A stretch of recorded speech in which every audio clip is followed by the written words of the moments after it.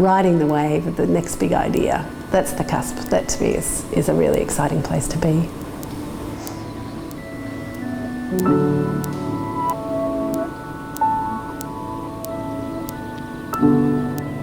I'm very passionate about using design as a way of improving human health and well-being, and I think that designers have a role in improving life.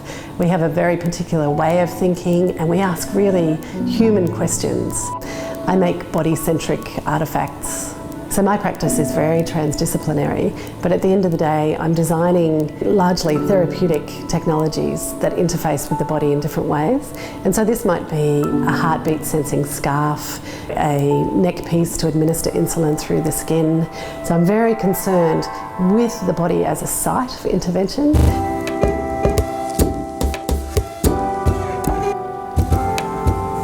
Well, I've never thought of myself as a spiritualist. But what I'm really interested in is a core element of my practice is about empathy and empathy between people and their artefacts, between people and their jewellery, between people and their loved possessions. So I suppose that's where the idea of love and devotion come into my practice.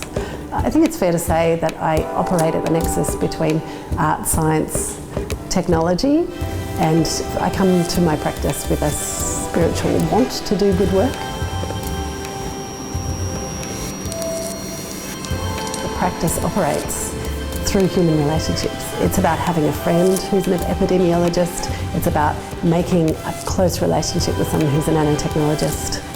Being able to collaborate with a fashion designer in order to bring a project to life. You put a designer into a laboratory situation and they're asking difficult questions of scientists, healthcare providers, nanotechnologists, and we're able to come up with really innovative and extraordinary ways of using technologies and thinking about technologies.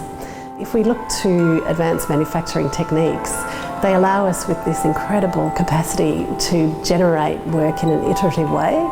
So if the first model isn't great, you can reprint it, change it, reprint it, change it, reprint it, change it, until you have the perfect outcome. And this allows a lot of flexibility in terms of changes in brief, changes in client expectations, and other kinds of environmental, political changes that you might need to incorporate into the design process.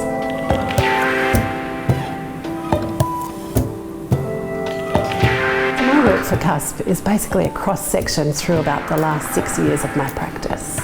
And what will be exhibited is a range of advanced manufactured artefacts. So these are models, in-process design models, in a living diagram that shows the design process that I use. Moving into the next decade, my practice is going to be focused on doing projects with large healthcare providers, with epidemiologists, so hoping to have design impact within developing nations dealing with dreadful diseases.